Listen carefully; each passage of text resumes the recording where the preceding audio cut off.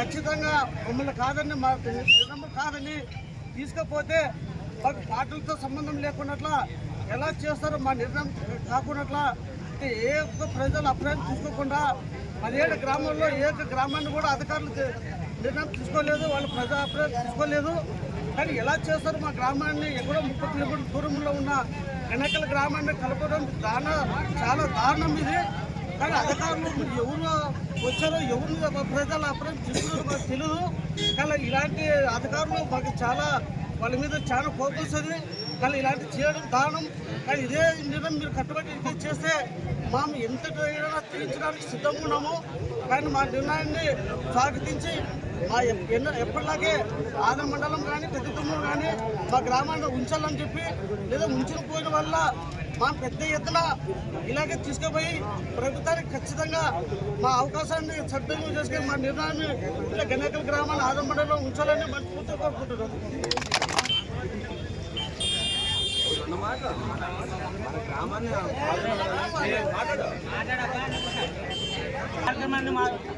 అందరూ కూడా ఇక్కడ రాస్తారు రావడానికి కారణం అందరికీ తెలుసు.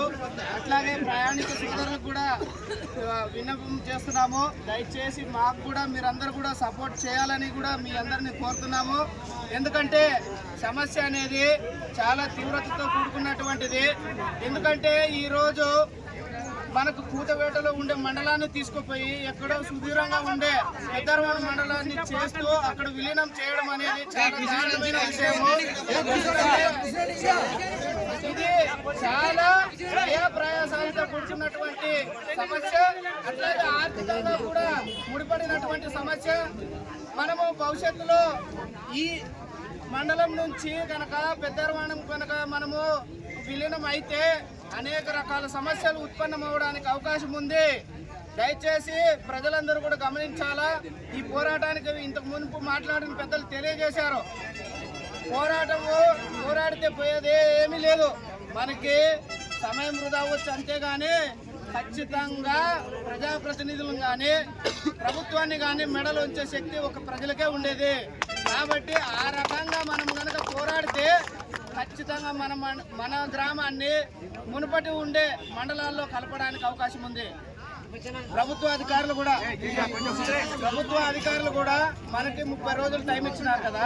ఈ 30 రోజుల్లో కనుక మనం నిద్రపోతే ఖచ్చితంగా మనం పెద్దరవాడ మండలమే అవుతుంది.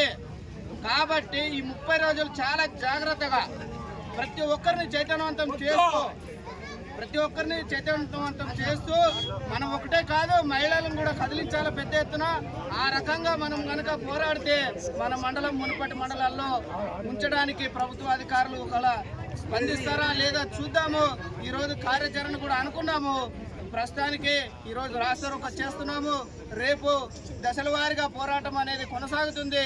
కాబట్టి గ్రామ ప్రజలందరూ కూడా ఐకమత్యంతో పోరాటం చేయాలని కూడా ఈ సందర్భంగా మీ అందరికీ తెలియజేస్తున్నా. అట్లాగే రేపు ప్రతి ఒక్కరూ ఏదైనా పని ఉంటే ఈరోజు చూసుకోండి, ఈరోజు కంప్లీట్ చేసుకోండి. రేపు ప్రతి ఒక్కరూ రావాలా. ఆదోనికి కర్నూలు కూడా పోతున్నాం కాబట్టి ఈ సందర్భంగా ఇక్కడ వచ్చిన వాళ్ళందరూ ప్రతి ఒక్కరూ మన అక్క పక్క ఉన్న వాళ్ళందరికీ కూడా సమాచారం ఇచ్చి రేపు ఉదయం 10 గంటలకు మనం ఇక్కడ నుంచి బయలుదేరాలా. ఒక టీం కర్నూలుకి వెళ్ళిపోతుంది ఉదయమే. తర్వాత 10 గంటల నుంచి మనము సబ్ కలెక్టర్ దగ్గరికి కానీ లేదా ఒకవేళ తర్వాత పెద్దలందరూ మాట్లాడుకొని ఏ టైం పోవాలనేది మీ అందరికి సమాచారం ఇస్తాము. ఆ రకంగా మీరందరూ కూడా సంసిద్ధం కావాలని కూడా కోరుతూ, అట్లాగే ఈ రాస్తారోకో కార్యక్రమానికి వచ్చినటువంటి మీ అందరికి కూడా పేరున ధన్యవాదాలు తెలియజేస్తూ, ఈ రాస్తారోకోకి మరి ప్రయాణిక సోదరులందరూ కూడా సహకరించారు. వాళ్ళకు కూడా పేరున ధన్యవాదాలు తెలుస్తూ ఈ రాస్తారోకోని ఇంతటితో ముగిస్తున్నాం.